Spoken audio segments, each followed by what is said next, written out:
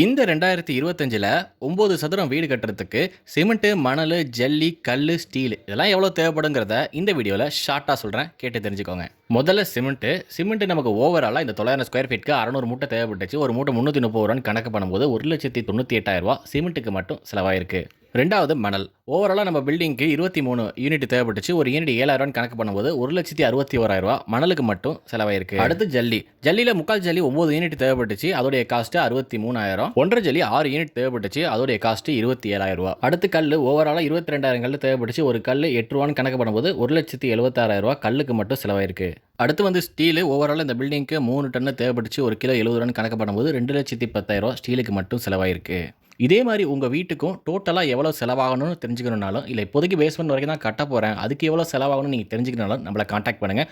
உங்களுக்கு டீட்டெயில் ஸ்கெட்சாக நாங்கள் தருவோம். இது மூலிமா நீங்கள் கட்டக்கூடிய வீட்டில் 10% நீங்கள் மிச்சப்படுத்தலாம். ஒரு 20 லட்சம் செலவு பண்ணுறீங்கன்னா 1லேருந்து 1.5 லட்சத்தை நீங்கள் சாலிடாக மிச்சப்படுத்தலாம். இது எப்படி சாத்தியம் நீங்கள் நினச்சிங்கன்னா, இதை பில் ஆஃப் குவான்டிட்டிங்கிற முறையில் தான் நாம் உங்களுக்கு பண்ணித்தரோம். நம்ம கொடுக்குறது எஸ்டிமேஷன் கிடையாது, பில் ஆஃப் குவான்டிட்டி. இதை பற்றி டீட்டெயில் வீடியோவாக நம்ம யூடியூப் சேனலில் அப்லோட் பண்ணுறோம். இப்போ நீங்கள் வீடு கட்டுறீங்கன்னா கண்டிப்பாக இந்த BOQ மெத்தட் உங்களுக்கு ரொம்பவே யூஸ்ஃபுல்லாக இருக்கும். சீக்கிரம் நம்மளை காண்டாக்ட் பண்ணுங்கள். உங்கள் வீட்டுடைய செலவை கம்மி பண்ணுறதுக்கு முயற்சி பண்ணுங்கள். Thank you friends. குவாலிட்டியான சர்வீஸ் என்றைக்கும் ஃப்ரீயாக கிடைக்காது. உங்களுக்கு குவாலிட்டி சர்வீஸ் வேணும்னா நம்மளை காண்டாக்ட் பண்ணுங்கள்.